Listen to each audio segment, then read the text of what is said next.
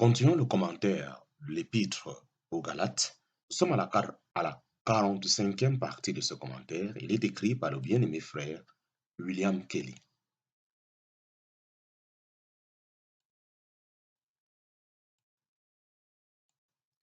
Chapitre 6, petit 11 sous 3, sabbat et jour du Seigneur, respect ou non-respect de la loi. Mais revenons à notre sujet. L'apôtre montre ensuite qu'après tout, les zélateurs de la circoncision ne gardaient pas la loi. Ils ne l'observaient qu'en partie, avec une bonne mesure d'inconséquence, malgré des sentiments ardents à l'encontre des défenseurs de la liberté chrétienne. C'est toujours le cas. Ceux qui insistent sur la perpétuité du sabbat, comment le gardent-ils?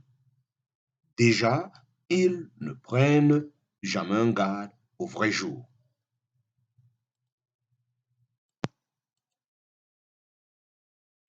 Mais tout. Ils vous diront que le christianisme, outre qu'il a changé le jour, a modifié la façon de l'observer, que l'évangile tempère la sévérité, la loi de Dieu, etc. Si cela n'est pas annulé la loi par incrédulité, qu'est-ce qui le sera? Je renie leurs actes, leur doctrine et leurs conclusions. Le christianisme, bien loin d'atténuer la loi ou de réduire ses sanctions, c'est lui seul qui donne à la loi sa pleine valeur. Annulons-nous donc la loi par la foi, qu'ainsi n'advienne, au contraire, nous établissons la loi. En parenthèse, Romains chapitre 3, verset 31. La doctrine de la foi, au lieu d'établir la force obligatoire de la loi, l'illustre et la maintient au plus haut degré. Malgré l'établissement, la loi dont parle l'apôtre en Romains chapitre 3 n'a absolument aucun rapport avec la question d'une règle à suivre pour la marche du chrétien. Le chrétien traite de la ruine, le chapitre traite de la ruine de l'homme et de la justice de Dieu, non pas de la pratique, et il démontre que la foi maintient l'autorité de la loi dans la croix de Christ, laquelle reconnaît la juste et totale condamnation des hommes, et cette croix est la base d'une justice divine qui justifie, une justice qui est révélée aux croyants et devient sa portion. La malédiction de la loi est tombée sur Christ et cette loi a ainsi été magnifiée au plus haut degré. Sa pleine sentence ayant été complètement épuisée sur la tête du Fils de Dieu. Ainsi que vous considériez Dieu ou l'homme ou le Sauveur, la foi établit la loi comme rien d'autre n'aurait pu le faire. Quant au jour du Seigneur, loin de s'identifier au sabbat, c'est le premier jour de la semaine et non le 7e, et il repose sur des fondements entièrement différents. Si vous testez ces hommes soi-disant docteurs de la loi, on voit bientôt leurs ailes s'effondrer dans la pratique. Il est facile de démontrer qu'ils ont introduit des changements et des modifications pour s'adapter au temps, au lieu, au climat et aux gens, c'est-à-dire pour leur propre convenance dans les choses de Dieu. Cette théorie d'adoucissement de la loi et d'une loi flexible ne peut absolument pas résister à un examen sérieux. D'un autre côté, ceux qui maintiennent que le jour du Seigneur est une chose toute nouvelle ne se rattachent ni à la création ni à la loi, ne rencontrent aucune difficulté parce qu'ils voient que le même Dieu qui, à l'origine, a sanctifié le sabbat et a donné la loi à Israël, a trouvé bon d'attacher un honneur spécial au premier jour de la semaine en souvenir de la rédemption accomplie dans la mort et la résurrection de Christ. Mais il voit ce jour du Seigneur comme ayant son propre caractère, bien distinct du sabbat. Le jour du Seigneur ne demande pas un simple repos qu'un peut partager avec son bœuf ou son âne, et le repos du corps est si loin d'être l'honneur principal qui lui est propre que, Que me semble-t-il? Si un chrétien pouvait en ce jour-là marcher 20 fois le chemin d'un sabbat pour accomplir un service spécial pour le Seigneur, il aurait non seulement la liberté de le faire, mais ce serait très agréable au Seigneur. Chacun de ces jours est distingué des autres. Chacun de ces jours est distingué des autres jours par l'autorité divine. Mais sur tous les autres rapports, ils diffèrent entre eux autant que la loi diffère de la grâce ou que la vieille création diffère de la nouvelle. Chapitre 6, petit 12, Galates chapitre 6, verset 13. Ceux qui tiennent à la foi méprisent le vrai christianisme. Ceux qui tiennent à la loi méprisent le vrai christianisme. Pour cela, nous lisons Galates chapitre 6, verset 13. Car ceux-là qui sont circoncis, eux-mêmes ne gardent pas la loi, mais ils veulent que vous soyez circoncis afin de se glorifier dans votre chair. Commentaire.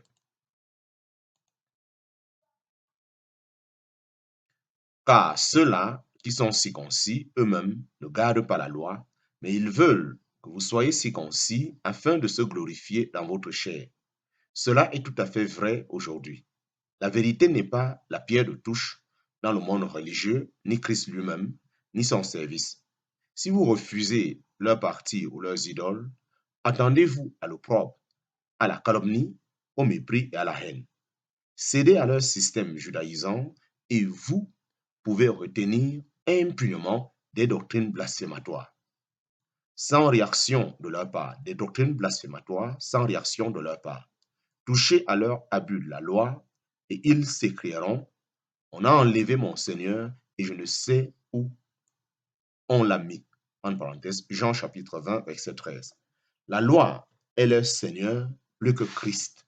Je fais allusion ici à un fait littéralement existant dans l'organe le plus populaire du milieu qu'on dit évangélique, mais à vrai dire, le parti légaliste est notre temps. Chapitre 6, petit 13, Galates chapitre 6, verset 14, la croix de Christ, mort à la loi, à la chair, au monde, est occupée de Christ. La croix de Christ, mort à la loi, à la chair, au monde, est occupée de Christ. Pour cela, nous lisons Galates chapitre 6, verset 14. Mais qu'il ne m'arrive pas à moi de me glorifier, sinon la croix de notre Seigneur Jésus-Christ, par laquelle le monde m'est crucifié et moi au monde. Commentaire.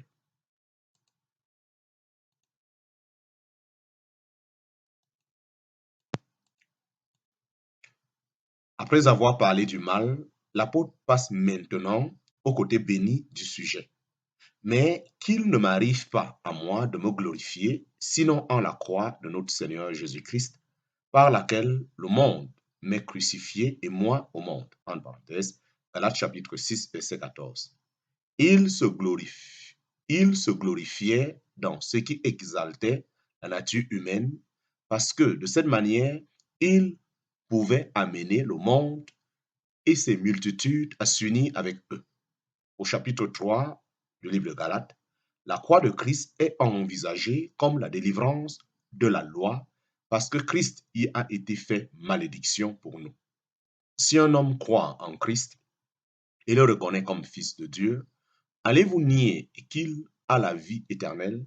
Mais à moins qu'un tel homme ne reçoive la doctrine de la croix d'une manière intelligente et ne l'applique à sa position, il est encore plus ou moins sous la loi et ne comprend pas qu'il est complètement retiré de l'ancien état de choses et placé sur un nouveau terrain. Au chapitre 5 du livre de Galates, l'apôtre applique la doctrine de la croix à la chair et montre que ceux qui sont du Christ ont crucifié la chair avec les passions et les convoitises. Je trouve ici que j'ai le droit de considérer que j'en ai fini avec ma chair devant Dieu et pareillement avec la loi. Maintenant, au chapitre 6 du livre des Galates, intervient la troisième chose, le monde. Il y a une gradation, il y a une gradation régulière. D'abord, c'est l'affranchissement de la loi qui est susceptible d'affecter la conscience d'une personne pieuse. Puis, quand l'homme est affranchi de cette anxiété, il vient, il vient la question de la chair avec ses passions et ses convoitises. Mais il lui est dit que tout cela a été jugé à la croix de Christ. C'est pourquoi je suis en droit, comme une question de foi et non de simple sentiment, de savoir que ceux qui sont du Christ ont crucifié la chair avec les passions et les convoitises. Et cela fait partie de la consolation que Dieu me donne. L'apôtre ne dit pas qu'il la crucifie comme si c'était un processus qui se poursuit, mais c'est une chose faite quand on reçoit Christ crucifié. Aux yeux de Dieu, et maintenant aussi pour la foi, leur nature a été clouée au bois et s'en est fait d'elle devant Dieu. Ils ont maintenant une nouvelle nature, comme dit Paul, je ne vis plus moi, mais Christ vit en moi. En parenthèse, Galates chapitre 2, verset 20. Bien sûr, la vieille nature que nous avons existe toujours, mais par la foi, Dieu en a déjà fini avec elle à la croix de Christ. En sorte que l'affaire du chrétien est de s'occuper non pas simplement de restrictions, mais de Christ. Par l'énergie de l'esprit, cela remplit l'âme de tout ce qui est bon, l'entraîne dans ce qui est aimable. En bref, c'est la vraie puissance de sainteté chrétienne.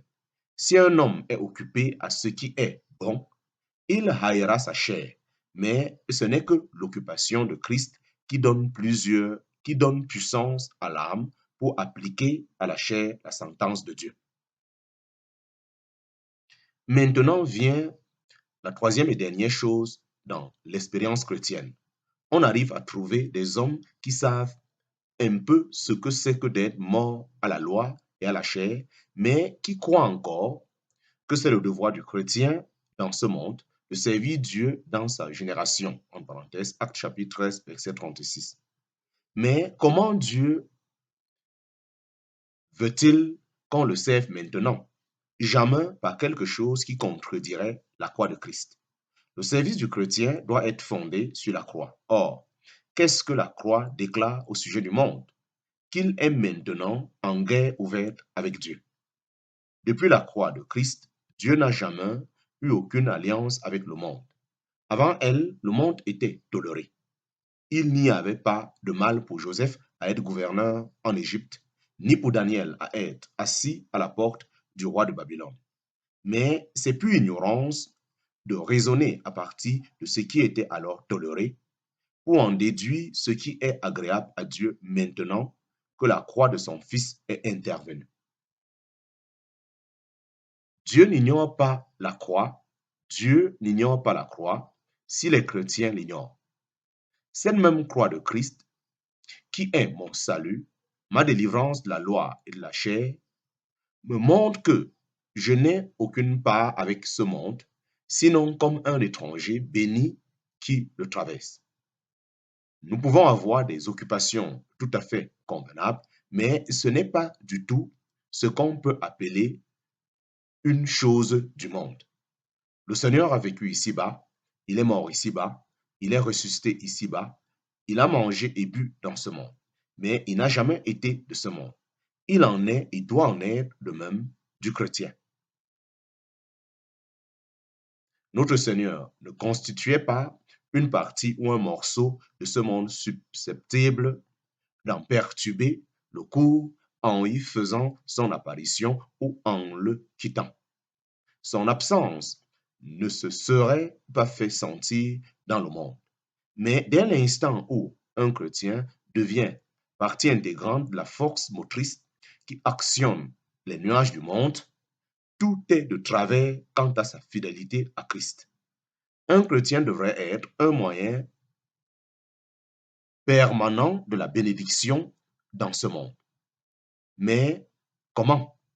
Mais comment et sous quel caractère?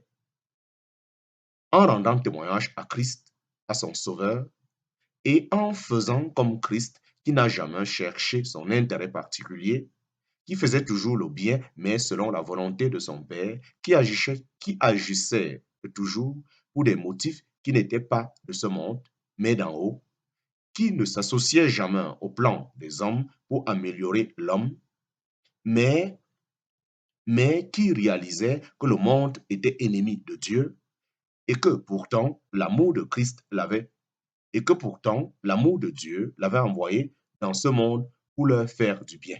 Tel était Christ et tel devrait être le chrétien. L'affaire du chrétien, c'est d'être la lettre de Christ.